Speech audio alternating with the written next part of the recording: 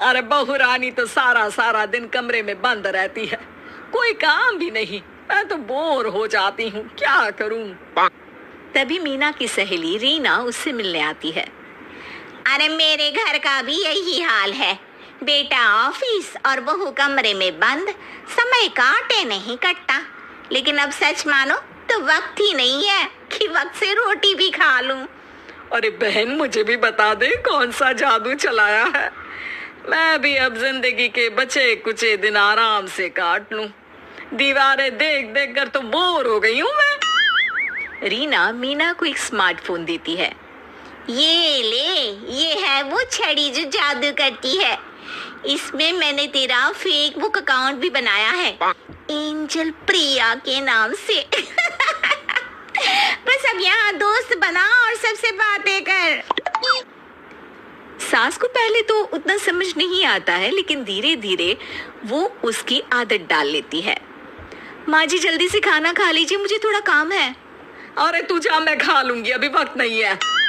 और सासू माँ मोबाइल में मुंह गड़ाए जवाब दे देती है। बहू समझ ही नहीं पाती और वहां से कमरे में चली जाती है। अचानक सास को किसी प्यारी पिंकी की फ्रेंड रिक्वेस्ट आती है। अरे वाह, ये तो कोई प्यारी सी लड़की लगती है, बात करती हूँ। सास फ्रेंड रिक्वेस्ट अपनाकर बात करने लगती है। अब क्या था, सास सारा दिन उस सहेली से बात करती, अपनी कहती, उसकी सुनती। एक दिन सास फोन पर ही सरगड़ाए, अरे बहू जरा मंदिर के लिए थाली सजा दे, आज कीर्तन है। बहू फोन पर किसी को मैसेज टाइप करते कहती है, माँ जी क्या है, अब मुझे क्या पता कि आपको कौन कौन से भगवान की पूजा करनी होती है। तभी सास के पास कोई मैसेज आता है। अच्छा अच्छा ठीक है, रहने दे, मैं ही कर लूंगी। अब मैंने मना थोड़ी ना किया है, कर देती हूँ मैं।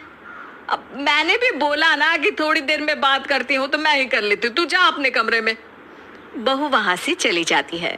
सास मंदिर पहुंचती है और मंदिर की सीढ़ियों पर बैठकर सास फोन पर लिखती है, अरे मेरी बहू सारा दिन अपने कमरे में बैठी रहती है। वहां से रिप्लाई आता है, मैं आपकी बहू को तो जानती नहीं हूँ, लेकिन हाँ एक बात है, हो सकता है आपने उसे ताने दिए होंगे या फिर उसका दिल दुखाया होगा। ऐसा करने पर बहुओं का मन ससुराल से हट जाता है। याद रखिए, बहू और बेटी में फर्क होता है।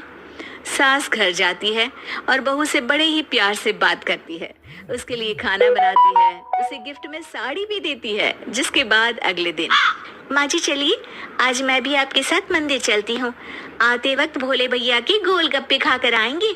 अरे हाँ बहू, ये तो अच्छा है, चलो। सास मन में सोचती है कि उसकी फेसबुक वाली दोस्त कितनी अच्छी है। उसके समझाने से उसे उसकी बहू वापस मिल गई। वो बहू को अपनी दोस्त के बारे में बताने का सोचती है, लेकिन फिर चुप हो जाती है। बहू फोन पर टाइप करती है, मेरी सास मुझे नौकरानी समझती है, एक गिलास पानी तक खुद नहीं लेती। मन तो करता है कि बोल दूं, मैं बहू हूँ, कोई नौकरानी नहीं। वहां से रिप्लाई आता है, देखो तुम्हारी सास को तो मैं भी नहीं जानती, लेकिन वो बुजुर्ग होंगी, पूरा जीवन उन्होंने घर गृहस्थी चूल्हा चौका में निकाल दिया। और फिर तुम ये भी मत भूलो कि जिस पति पर तुमको इतना गर्व है, उसे भी शिक्षा उन्होंने ही दी है। तो जिसने तुम्हें इतना दिया, क्या तुम उनकी थोड़ी सी सेवा नहीं कर सकती?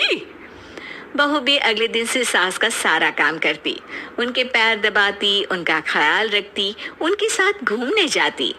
एक दिन सास, बहू ये लो मेरा हीरे का हार, पहले तो सोचा था कि अपनी बेटी को दूंगी, लेकिन आज जब मेरे हाथ पैर में दर्द था तो तुम मेरा साथ दे रही थी। समय पर खाना पानी देकर तुमने ही मेरा बुढ़ापे में साथ दिया। उसके हिस्से का बहुत कुछ मैं उसे दे चुकी हूँ, लेकिन ये अब तेरा। बहू तो ये देखकर खुशी से उछली जाती है।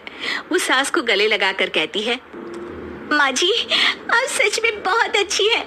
भला हो उस एंजल प्रिया का जिसने मुझे आपसे वापस मिलवा दिया, वरना मैं तो हमेशा आपको गलत ही समझती। मैं तो सोचती थी काश वो एंजल प्रिया मेरी सास होती। क्या नाम लिया बहू? एंजल प्रिया तेरी फेसबुक फ्रेंड है? हाँ माँ जी, वो बहुत अच्छी है। उन्होंने ही मुझे बताया कि सास की कीमत क्या होती है। अरे बहू, कहीं तू प्यारी पिंकी तो नहीं? जी माँ जी, मैं ही हूँ प्यारी पिंकी। क्यों? सास बहू को गले लगाकर कहती है। मैं भी यही सोचती थी कि काश प्यारी पिंकी मेरी बहू होती। शुक्रिया बहू। सासू माँ, शुक्रिया तो हम दोनों को फेसबुक और सोशल मीडिया का करना चाहिए, जिसने हम दोनों को एक दूसरे से दिल से मिला दिया।